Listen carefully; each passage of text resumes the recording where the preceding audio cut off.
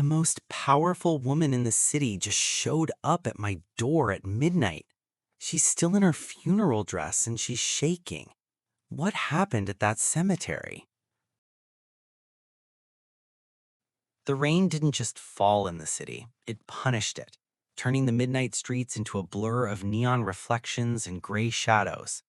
Inside his cramped third floor walk up, Julian Thorne sat at his drafting table, the steady hum of a desktop computer the only sound competing with the storm outside. He was tracing the structural load lines of a project he'd likely never get credit for, rubbing his eyes as the clock ticked past midnight. He was a man of precision and quiet routines, a low-level architect at Vance Global who preferred the company of blueprints to people. He lived in the space between the walls, unseen and unnoticed, which was exactly why his heart nearly leapt out of his chest when a heavy, desperate pounding echoed from his front door. It wasn't the rhythmic knock of a neighbor or the polite tap of a delivery driver. It was the sound of someone trying to break through the wood with their bare fists.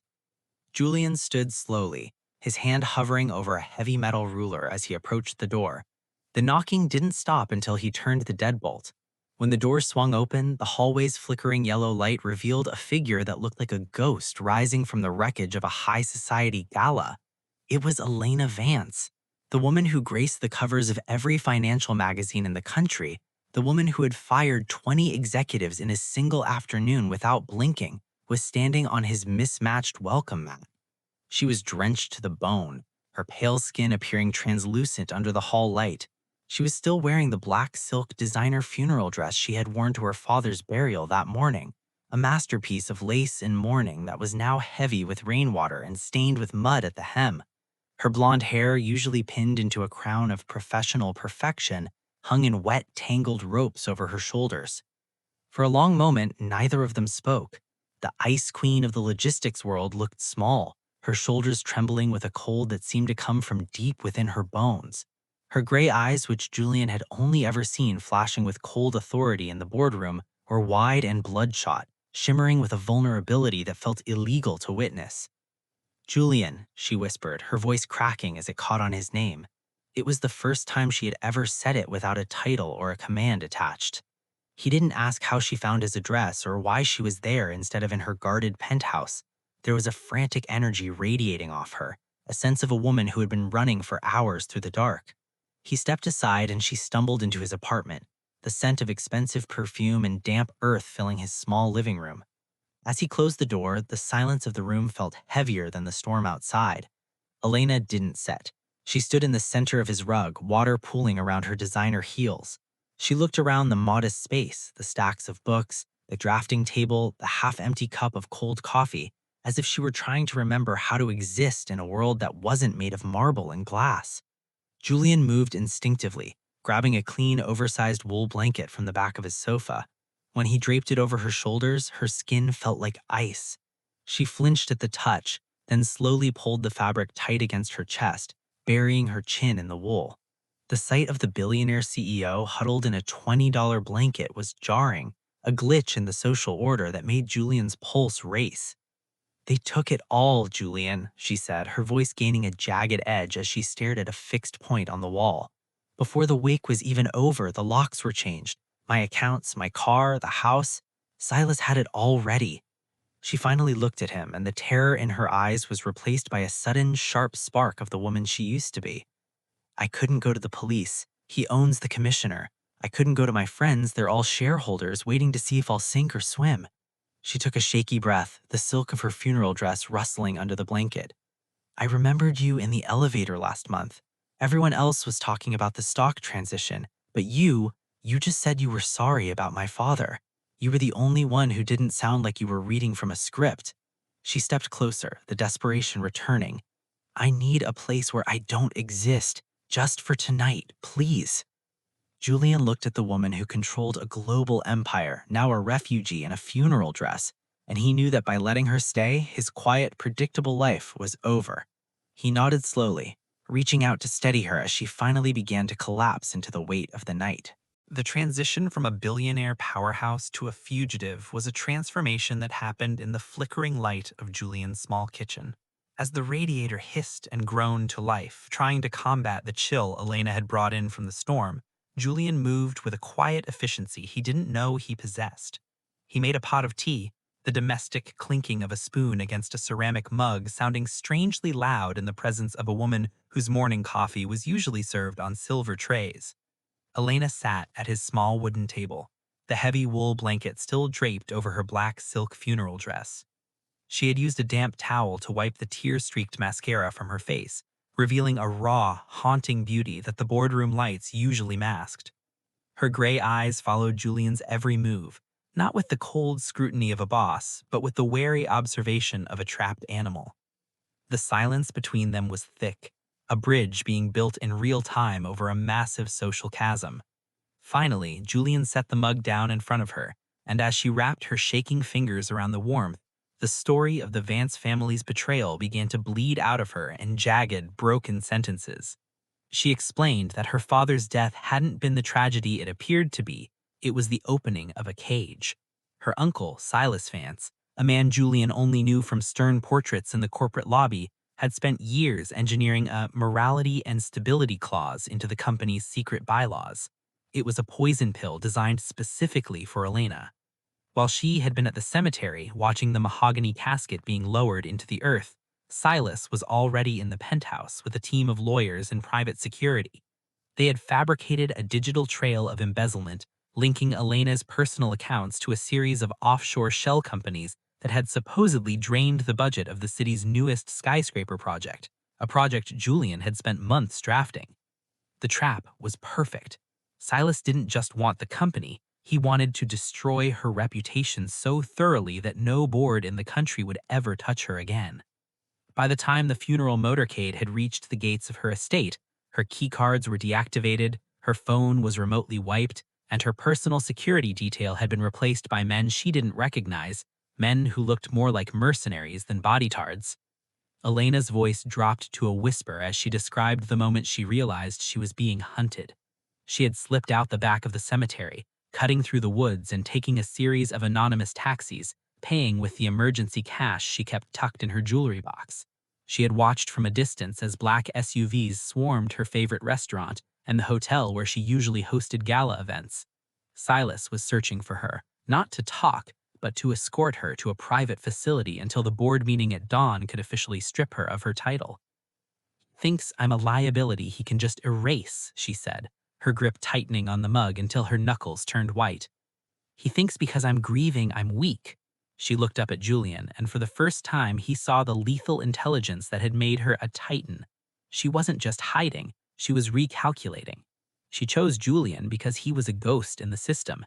His name didn't appear on any high-level security logs, and his apartment wasn't on any list of known associates. To the world of the ultra-rich, Julian Thorne didn't exist, which made his home the only fortress left in the city. Julian listened, his mind racing through the architectural files he had saved on his encrypted drive. He realized with a jolt of adrenaline why Silas had targeted the skyscraper project for the embezzlement scheme. As a drafter, Julian had noticed discrepancies in the steel procurement orders months ago, extra floors that didn't appear on the public filings but were clearly marked in the structural load-bearing skeletons he had designed. He had assumed it was just corporate bloat, but now he saw the truth. Silas was building a shadow within the building, a physical manifestation of the money he was stealing. I have the blueprints, Elena, his voice steadying as he stepped toward his drafting table. The real ones, not the sanitized versions they show the auditors. Elena stood up, the wool blanket falling to the floor, revealing the black funeral dress that now looked less like a garment of mourning and more like a suit of armor. In that moment, the power dynamic shifted again. They weren't just a boss and an employee anymore. They were conspirators. As the clock crawled toward 2 a.m., the architect and the exiled queen leaned over a glowing screen, beginning the dangerous work of dismantling a billionaire's lies from a kitchen table that cost less than Elena's shoes. The small apartment, once a sanctuary of quiet drafting and solitude, had transformed into a high-stakes war room by 3 a.m. The air was thick with the smell of burnt coffee and the hum of Julian's overclocked processor as they delved into the digital architecture of Vance Global. Elena had shed the heavy wool blanket, her black silk funeral dress now wrinkled and smudged with ink, but she seemed more alive than she had in weeks. She sat perched on the edge of Julian's stool, her eyes scanning lines of code and procurement spreadsheets with a terrifying speed.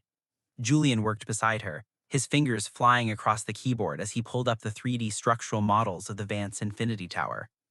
As he toggled the layers of the digital blueprint, the shadow floors he had suspected began to take shape, a hidden mezzanine level between the 42nd and 43rd floors that didn't exist in the city's official filing.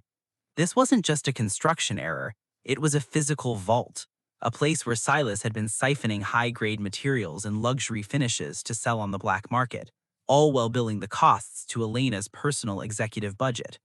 The complexity of the fraud was breathtaking, a masterpiece of white-collar crime that relied on everyone being too intimidated by the Ice Queen to question her spending.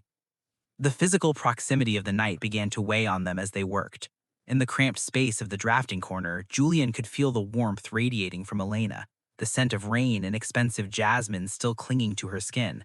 Whenever their hands brushed against the mouse or a shared document, a jolt of electricity seemed to snap through the air, a tension that had nothing to do with the corporate coup.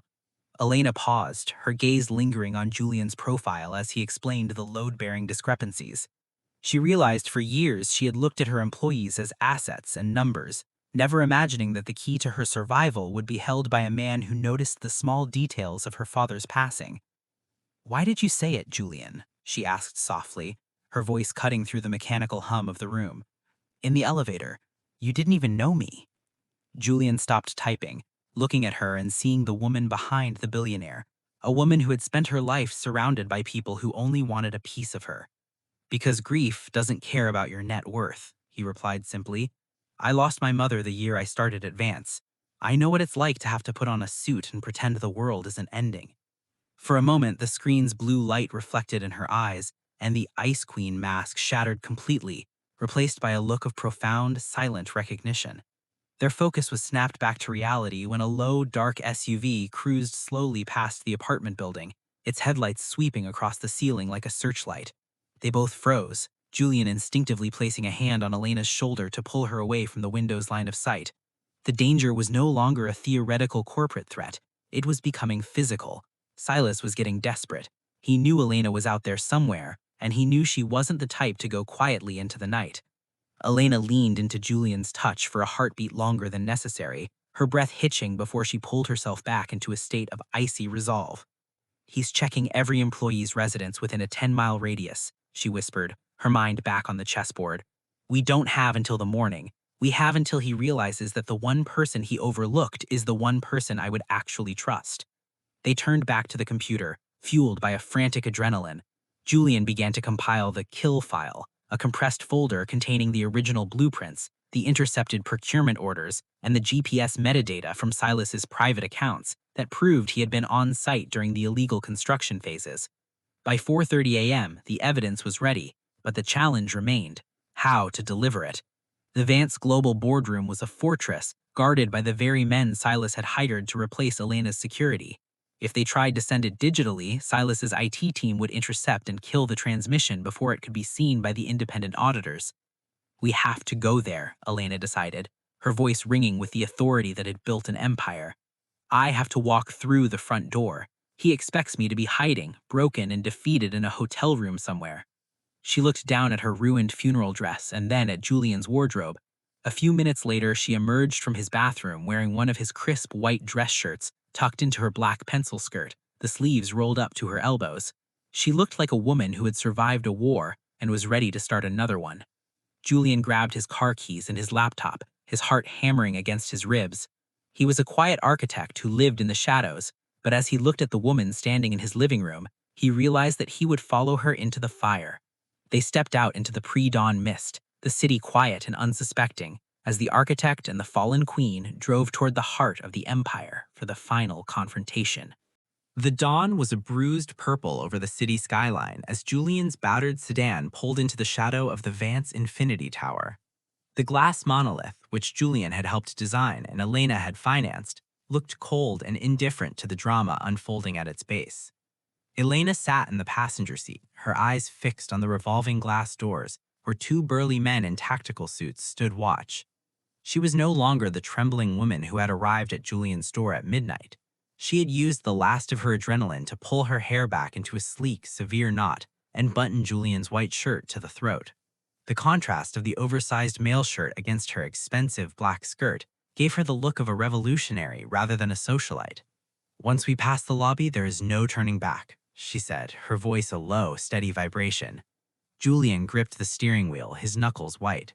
He wasn't a man of action, but as he looked at the woman beside him, he realized he wasn't doing this for a company or a paycheck. He was doing it for the only person who had ever truly seen him. He reached into the back seat, grabbed his laptop bag containing the kill file, and nodded. Together, they stepped out into the biting morning air, walking toward the entrance with a deliberate, synchronized pace that forced the guards to hesitate. The confrontation in the lobby was brief but electric.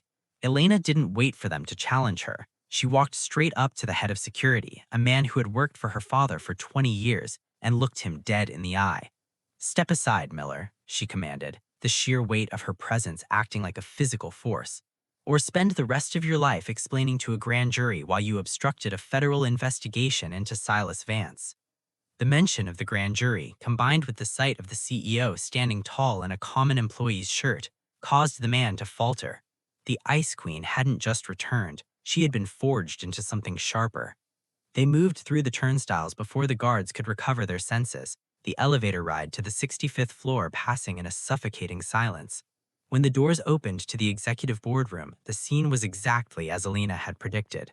Silas was at the head of the long mahogany table, a pen in his hand, surrounded by the board of directors and a phalanx of lawyers.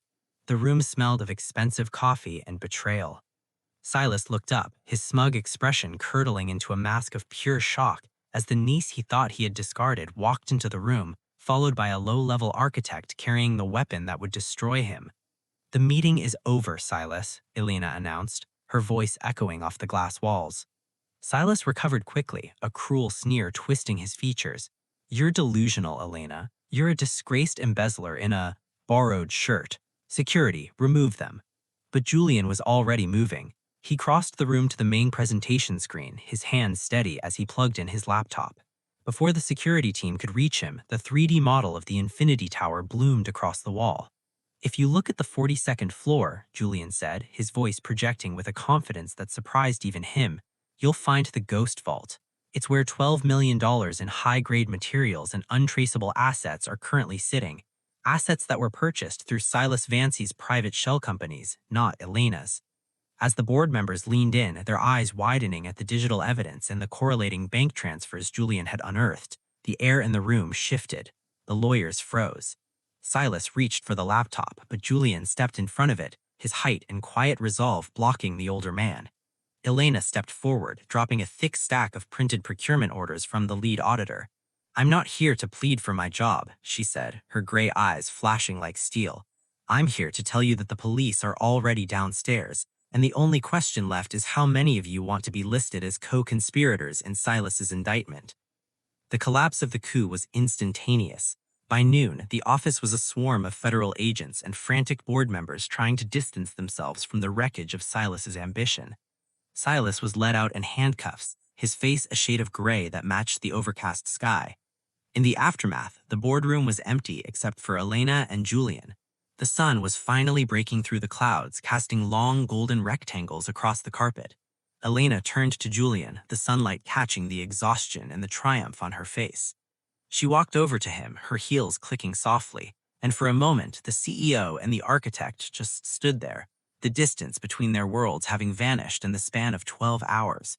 She reached out, placing a hand on his chest, her fingers brushing the fabric of the shirt he had lent her.